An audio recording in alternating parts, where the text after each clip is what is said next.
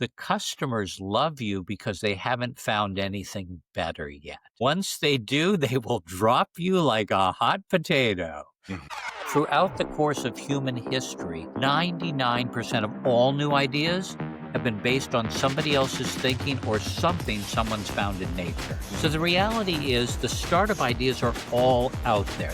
I go into big companies and they say, well, we have all these competitors. I go, they're not your competitors at all. Your competitors are 3 friends from college planning to overthrow your company.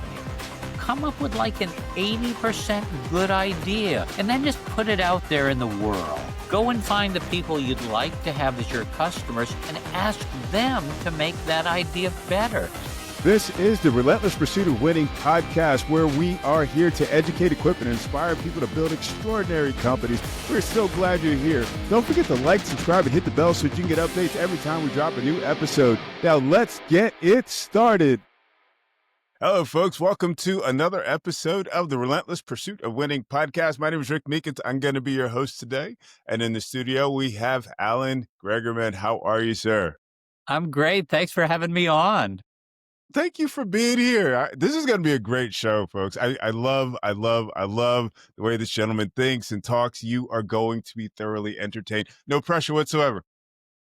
No pressure, and I hope I provide value in addition to entertaining people. Okay. I'm sure that you will. I'm sure that you will.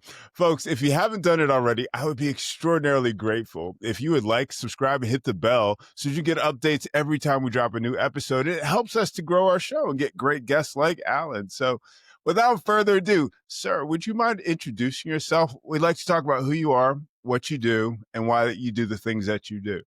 Okay, sure. I mean, that's a pretty straightforward question. So I'm Alan Gregerman. I run a consulting firm based in Washington, D.C. called VentureWorks. Our business is innovation.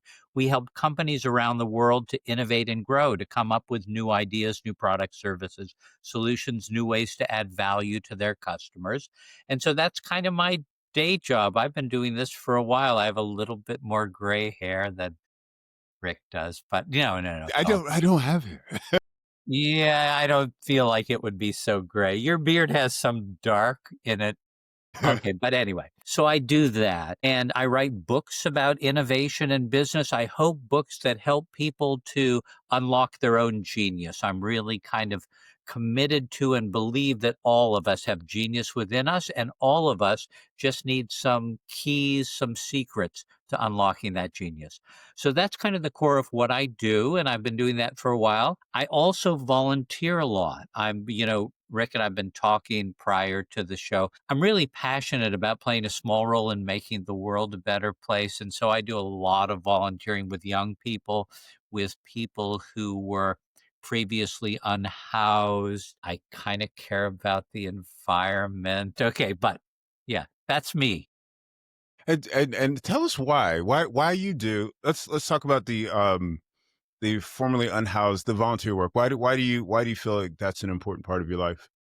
Well, I believe that all of us who've been relatively fortunate have a responsibility to help everybody to reach their full potential. I truly believe that. I think it started at the dinner table with my parents. My parents said, what are each of us going to do to all of us kids to make the world a better place, to show other people that we care about them? And so that kind of stuck. I adored my parents. May they rest in peace. And so it always stuck with me. And I started from an early age to volunteer, first with them and then on my own. I just believe as humans, we can help every other human to make a difference in the world. And so I think it's like a small little thing that I can do. Why wouldn't I do that? I like connecting with humans. I love that. I love that. I love that. What got you into innovation? Okay, so that's a really good question. I could go way back and think about it. So I actually have a PhD in geography, and the first present I remember my parents giving me was an atlas of the world. I won't say the date, Hammond World Atlas. I don't even know if Hammond makes world atlases anymore. I used to sit on the floor of our den, which was all avocado. That was like the period when everybody had avocado and orange furniture. And I used to open a page of the atlas to a place I'd never been. Okay. It could have been Indonesia or Kenya or wherever. And I'd point to a place. And then I would take the atlas to my parents and say, "So what do you think goes on there? Have you ever been there?" Well, my parents were working class and they'd never left America. I mean, my dad did to fight in World War II, but other than that, they'd never.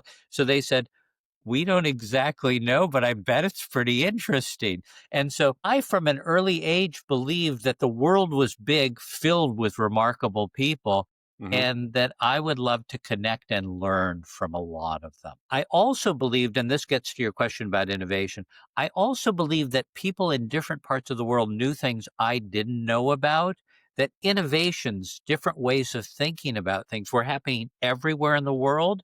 And it would be wonderful to connect with these people and find out what they knew. So when I eventually went to college, I was kind of a challenged high school student.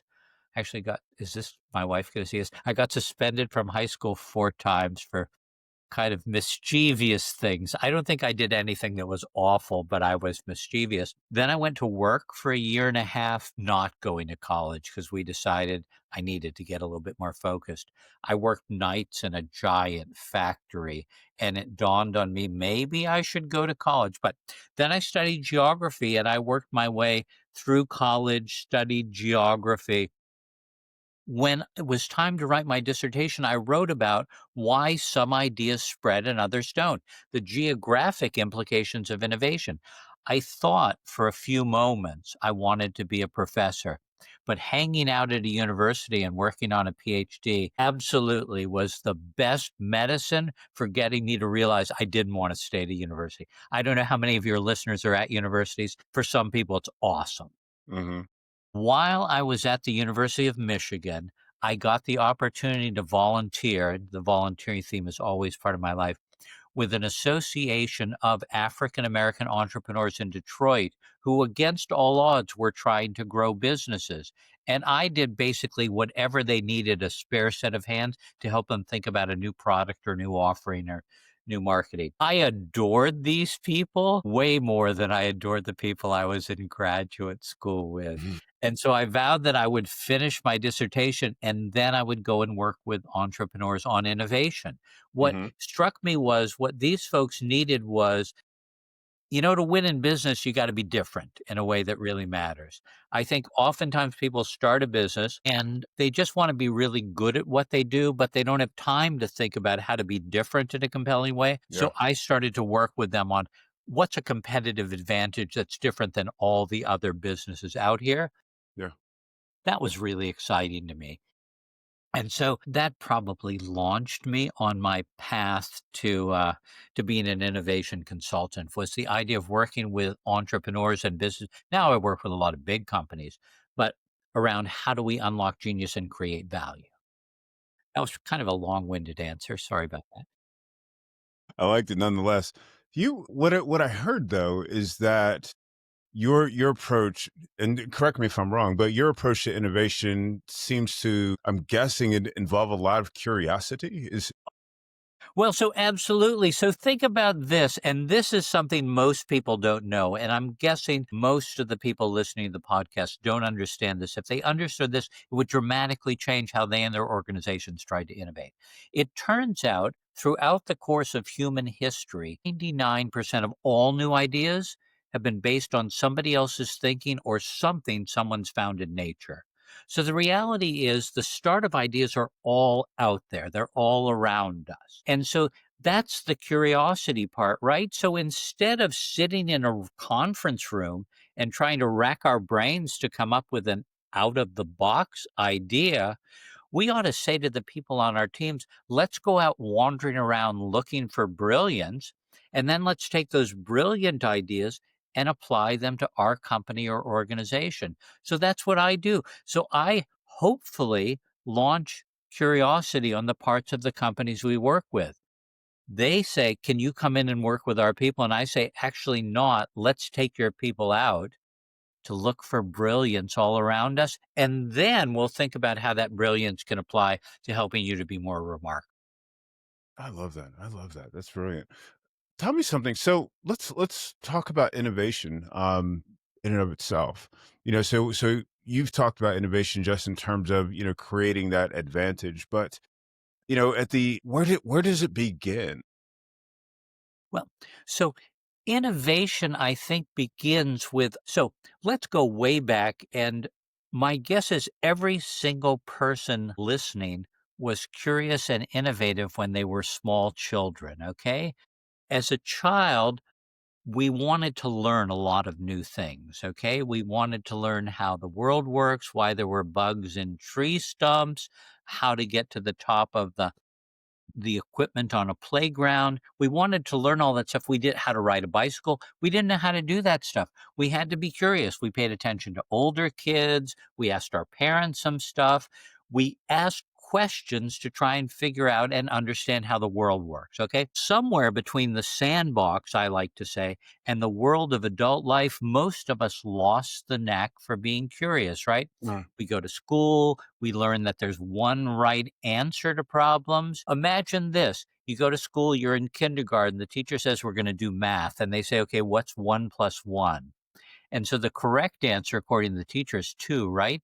But if I can't take me and add it to you and create more than just the sum of the two of us, what a waste of time. But my Mm. guess is you know a ton of stuff, and I got some ideas. And so my guess is if we add the two of us together, we ought to create 9, 10, 12, whatever. But we're told there's like a right answer. That's not how innovation occurs. Innovation is not about that there's one right answer. Mm. Innovation is about being open to figuring out a better way to solve the problems or the opportunities we face. So I think as kids, we're curious. We lose the knack as adults. Then we get into organizations which tend to be curiosity and innovation averse. And that's frustrating because you look at the website of every company on the planet and it says we're innovative. I mean, it would be a bad look to say we use old ideas and have never come up with anything original. At the same time, they're using old ideas and they typically haven't come up with anything original. So they talk about it, but they don't actually do it. They say, let's just keep crunching out more of the same stuff. The customers seem to like us. Companies call me in and they say, well, I guess we could be more innovative, but the customers seem to love us. And I say, the customers love you because they haven't found anything better yet. Once they do, they will drop you like a hot potato Mhm. or a hot coal or anything. So the reality is we need to be consistently innovative. The world is going to be different 5 years from now. Can Yeah. we do the exact same stuff we do today and be relevant 5 years from now? I don't think so. And so I want people to be innovative. And I believe it's in all of us. The trouble also is, I don't know, you're in Atlanta, maybe you get on like public transportation sometimes, like I take the subway here in Washington, 90% of people are on their phones all the time. Mhm. Like, imagine I'm in a subway car with like 100 other people. God, I would love to meet them all. I could learn something from every one of these people, but they're all on their phones, and then they get to work and they just crunch out some work and then at 5 they leave. Imagine if we all lifted up our heads and looked around and connected with strangers and looked for brilliant ideas around us. So that's why I take people out of the office. I say, look, sitting here, we're actually not going to come up with an original idea. Let's go out there and look at the world. Let's look at the world that's kind of transforming around us and pay attention and be present.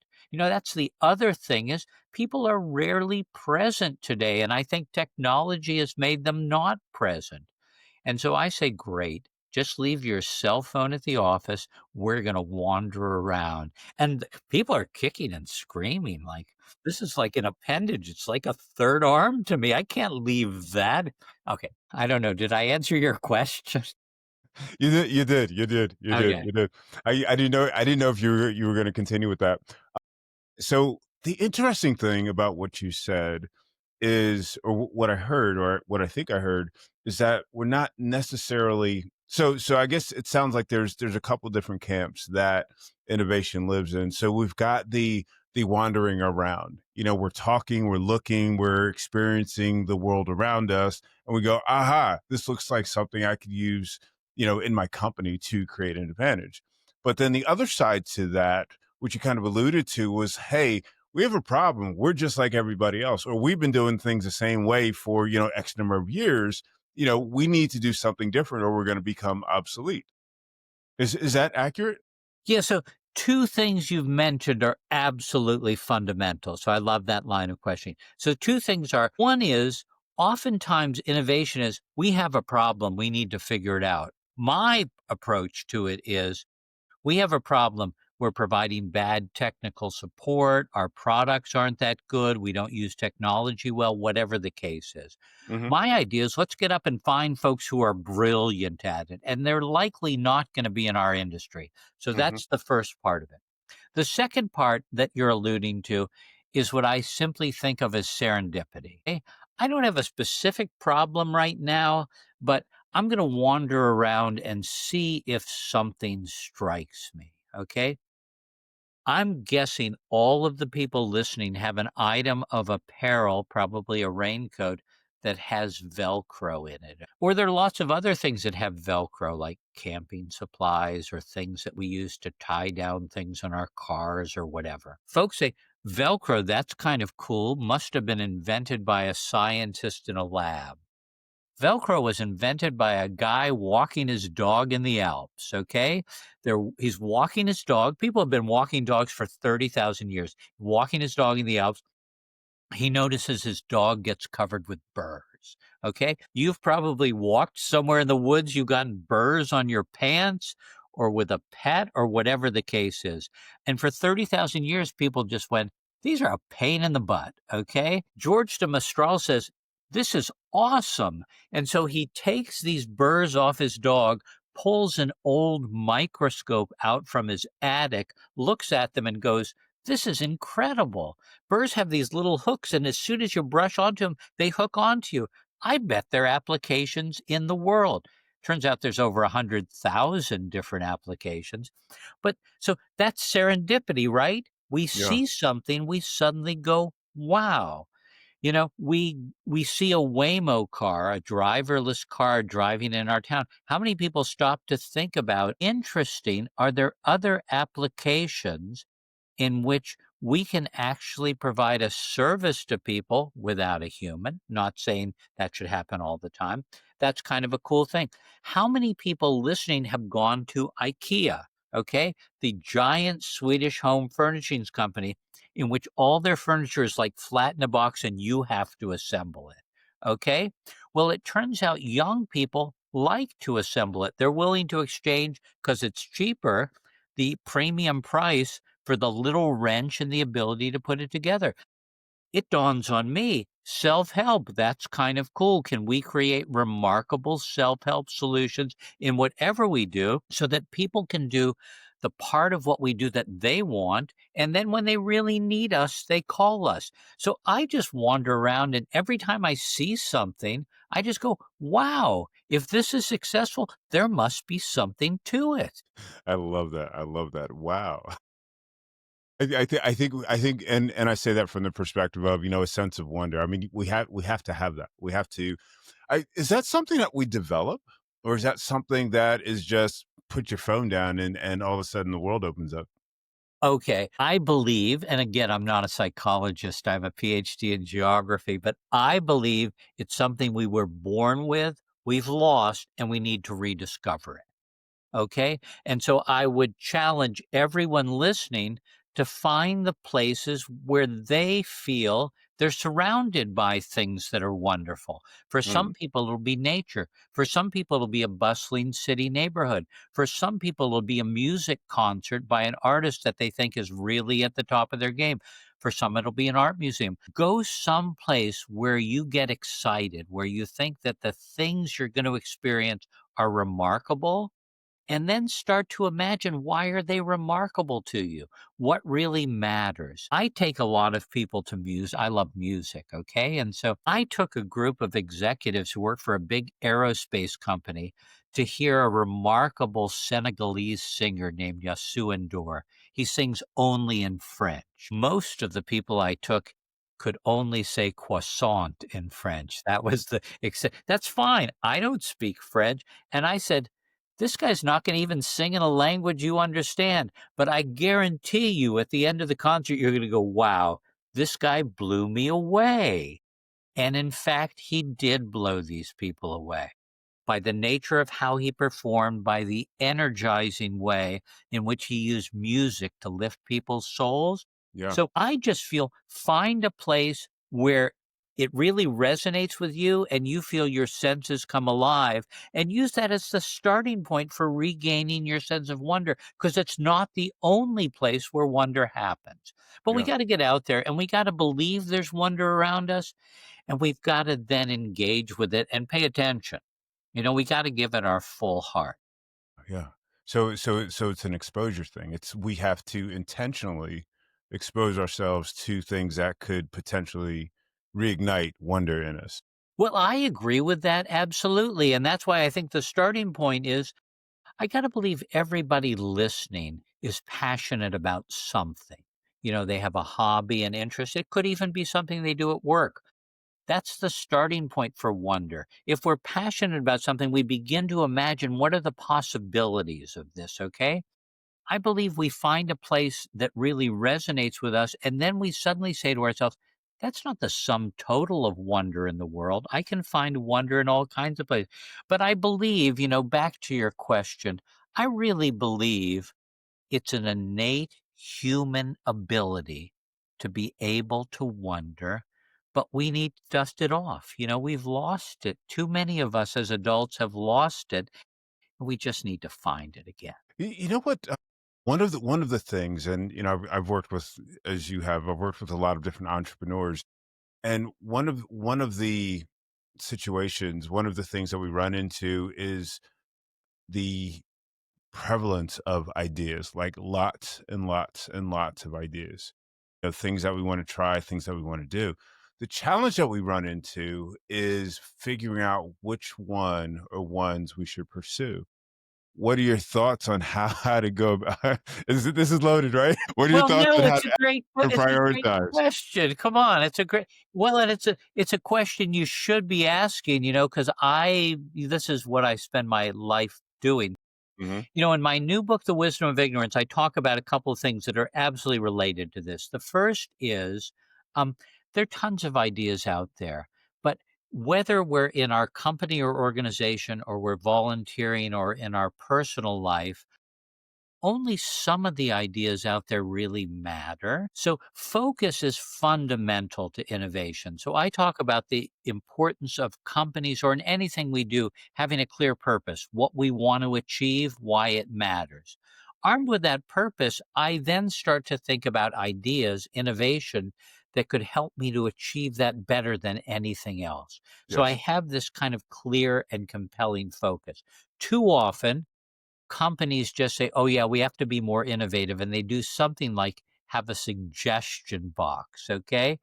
And they say, "Anybody have a brilliant idea, just share that." And what happens to all those ideas? Nothing. Because we haven't focused people. We haven't said, we're trying to be the best provider of customer service, or we're trying to use this new technology better than anybody else to create value. Give us your ideas on how to make that happen. So I always begin by saying, let's focus on something that really matters.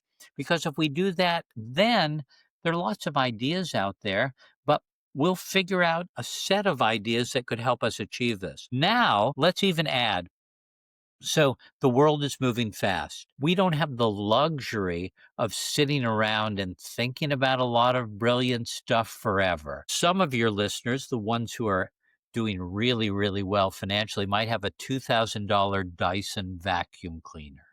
The first kind of wireless, portable, amazing vacuum cleaner.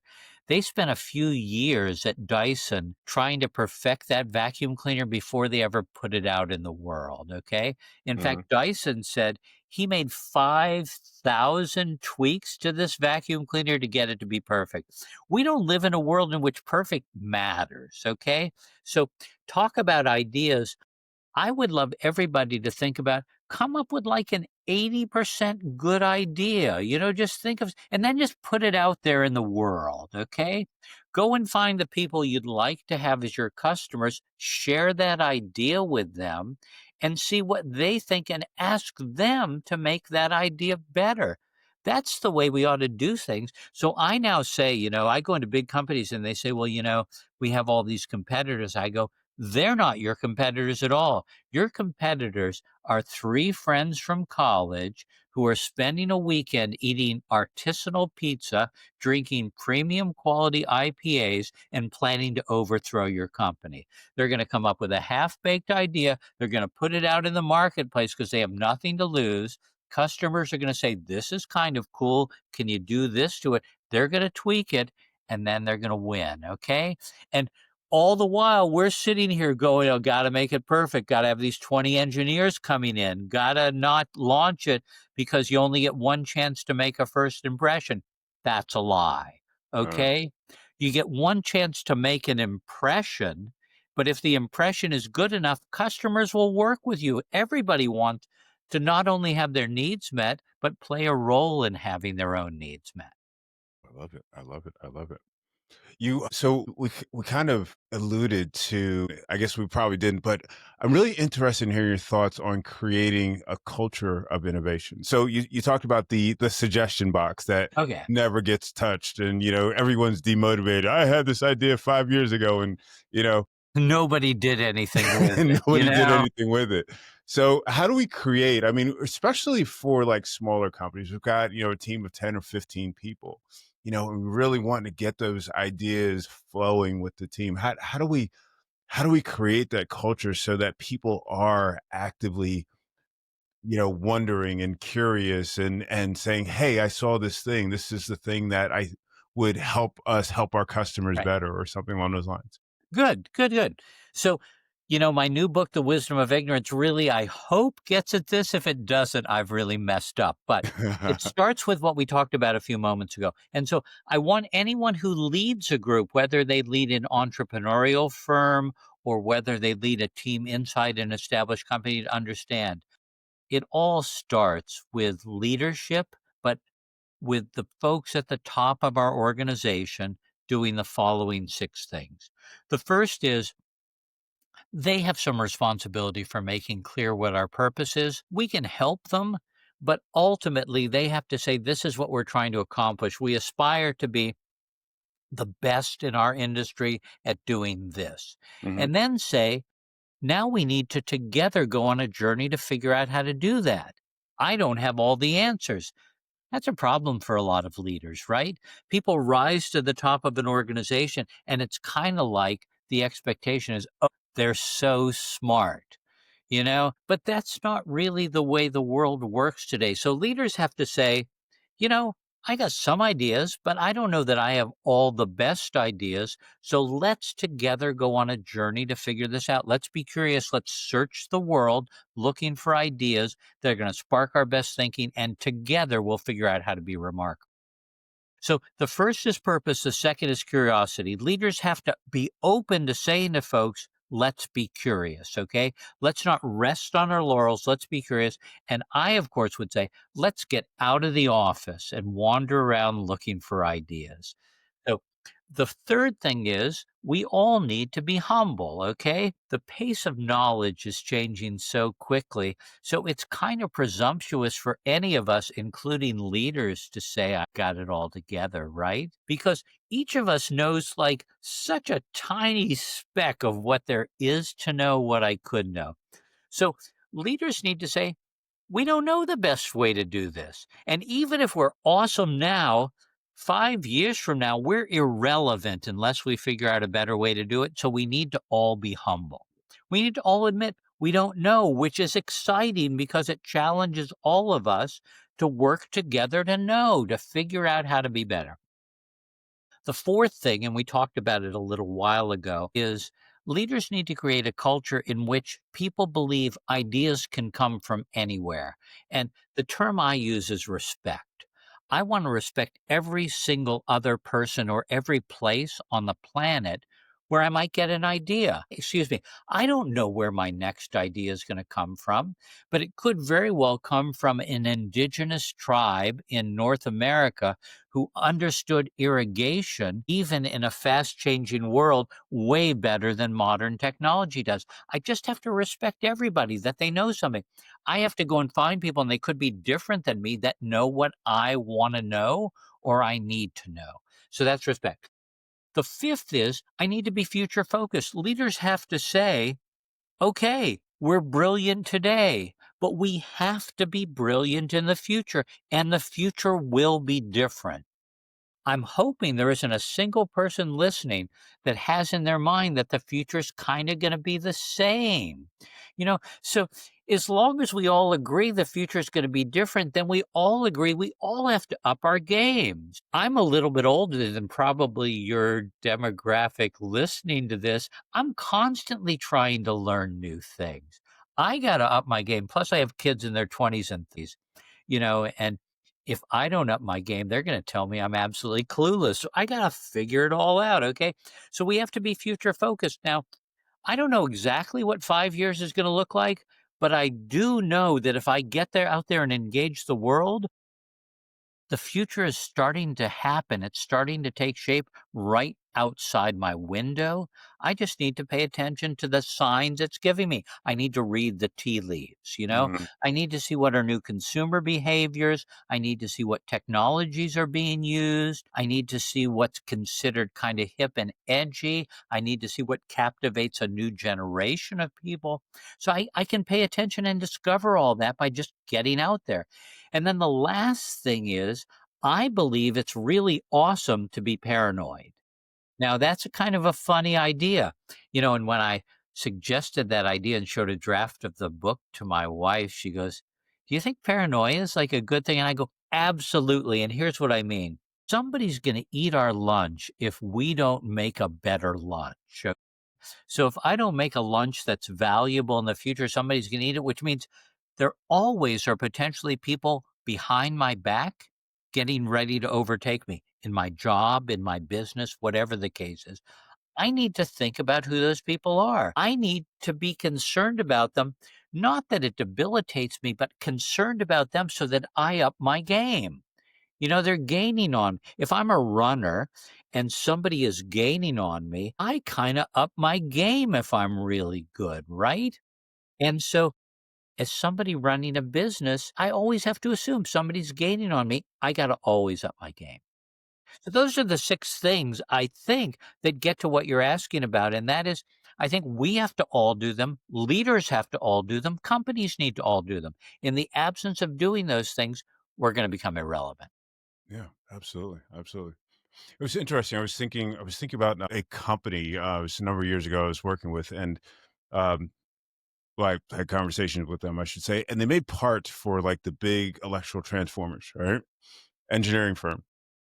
They're working on green screen computers. They have dot matrix printers, and their concern was if they were concerned about trying to innovate and losing staff, and the whole business essentially would change. What do you say to someone like that? I mean, you just said it was like, hey, if you're not planning for the future, you're going to be obsolete. But what do you say to that leader that's kind of stuck and just can't see that they need to change? Okay, no, that's fair. So, first, let's suggest that we don't bet the entire ranch, okay? So, we still have a ranch to take care of, and we're going to keep running that. We're going to keep adjusting that to make sure it's valuable. So, we don't just dump our core business and say, okay, I got to do something new.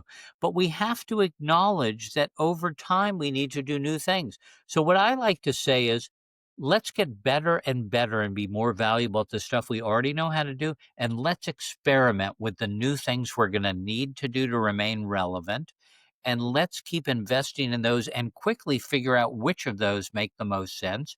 And then invest in the ones that make sense, that resonate with customers, and then stop the ones that don't make a lot of sense, so that we've got the core of our business and these emerging parts of our business. So it's really a portfolio theory. And so I say to leaders, look, do great at what you do now, but don't lose sight of the fact that you have to do different things in the future.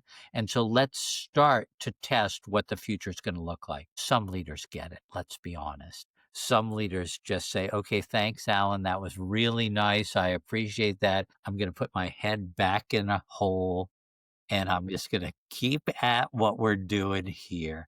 So it's fine. I mean, in an ideal world, I mean, you've been a consultant. In an ideal world, you want to work with people who want to make a difference, right? And so if folks say, this is all great. Can we do the minimum daily adult vitamin requirement of innovation because we really don't want to change? I go, you could do that on your own. Okay. Buy a carton of milk, look and see what the minimum daily adult vitamin requirement is, do that. I'm looking for folks who want to be brilliant at what they do today, but also want to protect themselves for the future. You talked about this process of making incremental changes in the organization in order to ensure we can continue to deliver at the level that we're supposed to, perhaps increase that. The other piece to that I'm taking into consideration is whenever we are making a change, sometimes those changes are significant and we don't know what the outcome is going to be.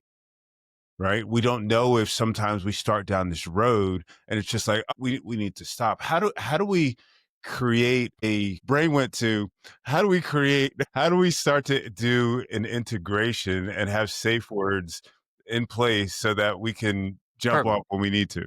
Perfect.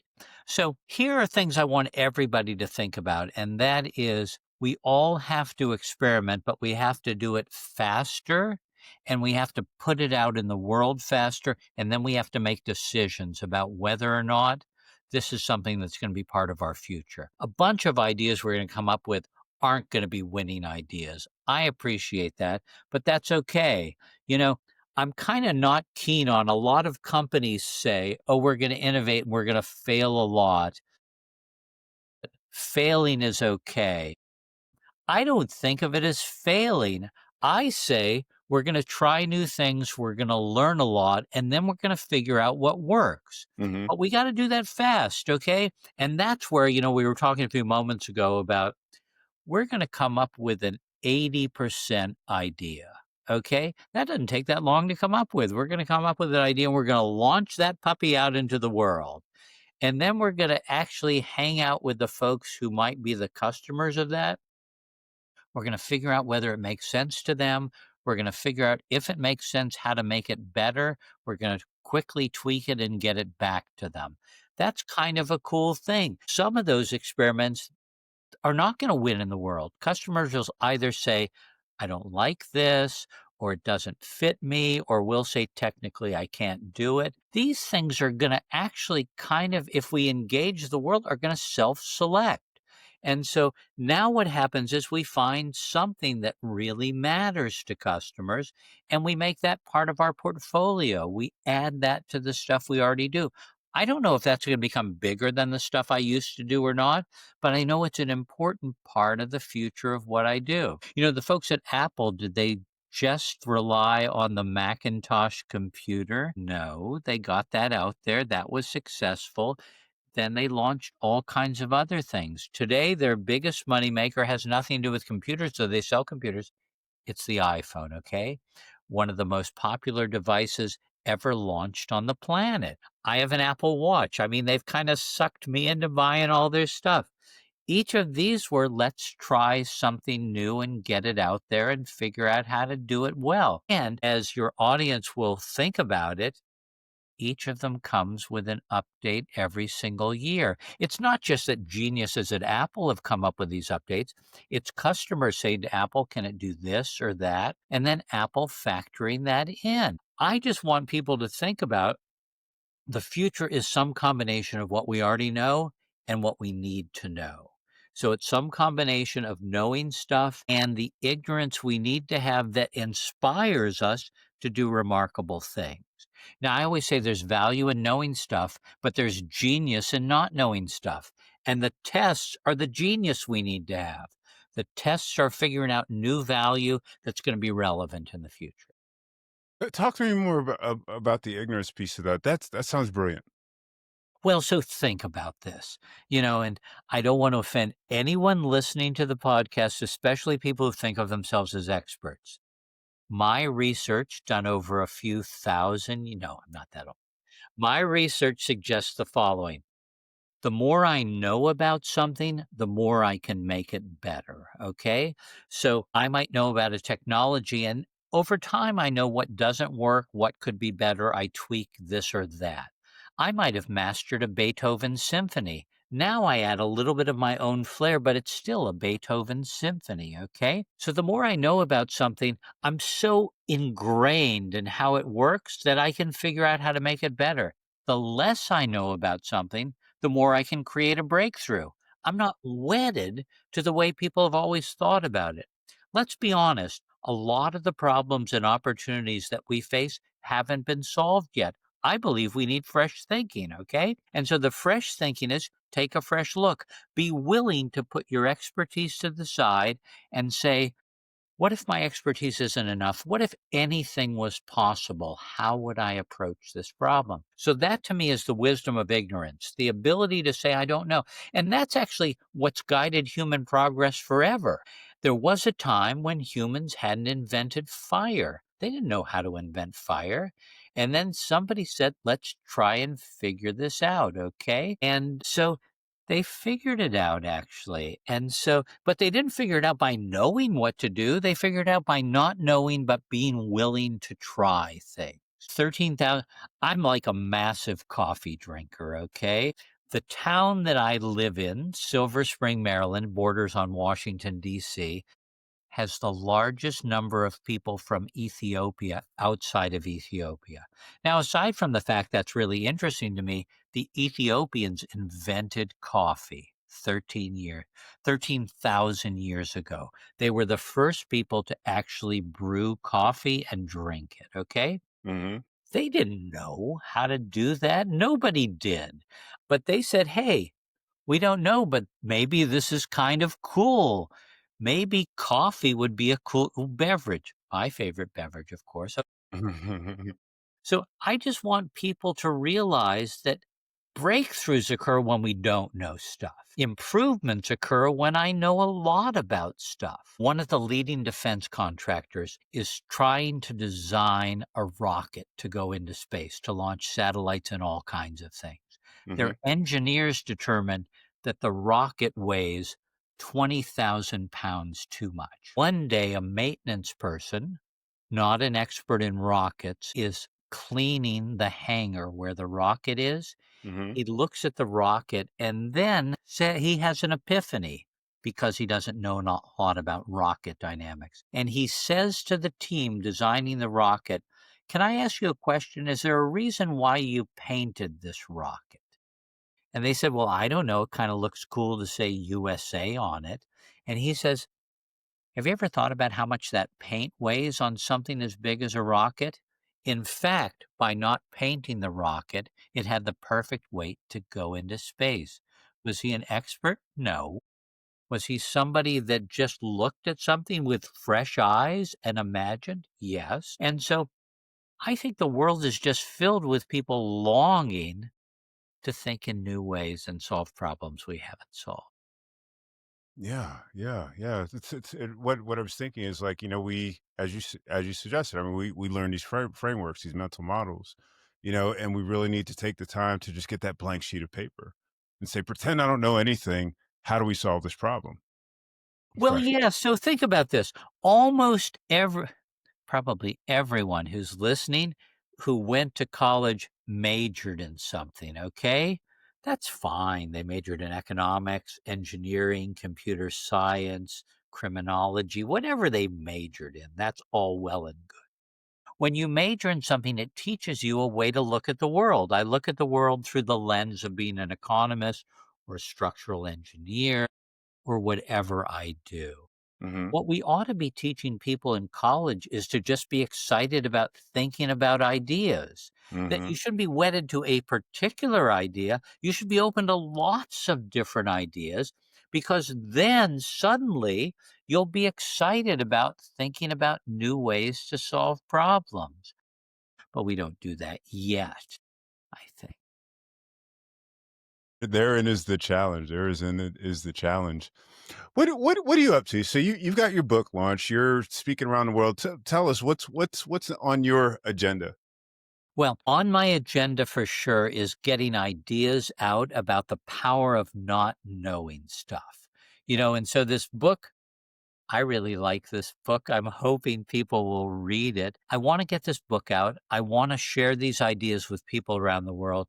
I want to roll up my sleeves with a number of organizations that actually want to rethink what they do and create kind of really remarkable innovations, what I'm hoping to do. So I really want to be able to do that. That's kind of my mission over the next few years, is to make a difference with companies for sure, because I need to do some paid work. And then I want to expose these ideas to people in nonprofits who are trying to make the world a better place. And those people, I will definitely, of course, volunteer my time and energy to trying to help them figure out how to create innovation. So some balance of that. What I want to do is get these ideas out. I'm super passionate about these ideas, and I'm super passionate that all of us can be geniuses by not knowing stuff. It's kind of a counterintuitive idea, but not being worried that not knowing should stop us from trying to solve a problem. I feel like the only people trying to solve problems are the people who are expert, and they haven't solved a lot of problems. I mean, they've solved some, but they haven't solved all the problems we need to solve. So why not try not knowing and being passionately determined to figure out a new way to do things? Yes, yes, yes, yes. One last question for you. What would you advise, any piece of advice that you want, what would you advise someone that has a relentless pursuit of winning? Okay.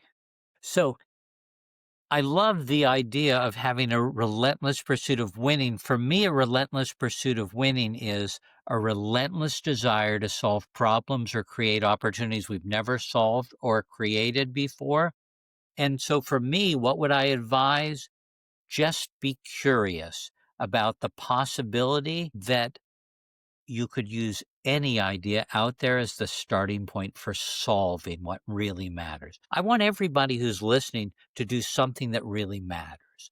I want them to be more successful in whatever business they are in, especially if that business does something valuable. I want them to make the world a better place.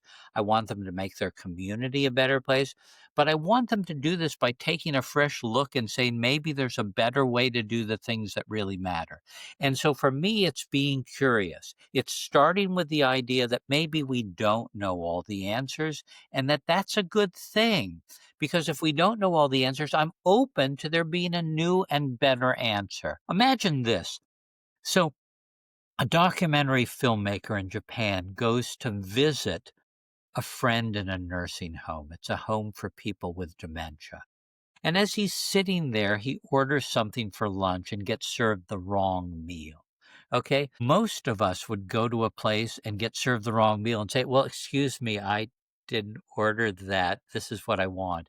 But he sits there and says, it doesn't inconvenience me. I can eat what they brought me. That's going to be okay. And so instead of making another documentary film, his area of expertise, he decides to create a restaurant in which all of the servers have dementia.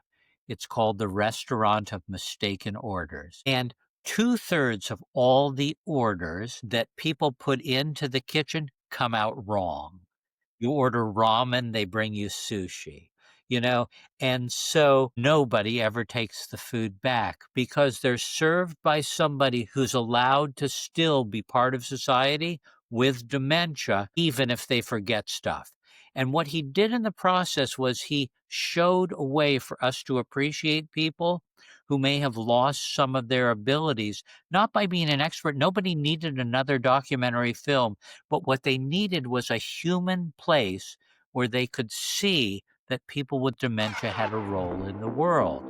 And so whether it's a social issue or a business issue, I just want people to imagine that we can make a difference and solve problems and create opportunities, and that our greatest asset is actually being willing to suspend our expertise and start with not knowing stuff. That is absolutely brilliant. I love that. I love that. Thank you so much for being on the show. It's you're a wonderful human being, first and foremost. No, I don't know about that, but thank you for having me on the show. I've loved the conversation. I really appreciate it. Absolutely, absolutely. And folks, thank you so much for watching or listening to another episode of the Relentless Pursuit of Winning podcast. We'll catch you next time.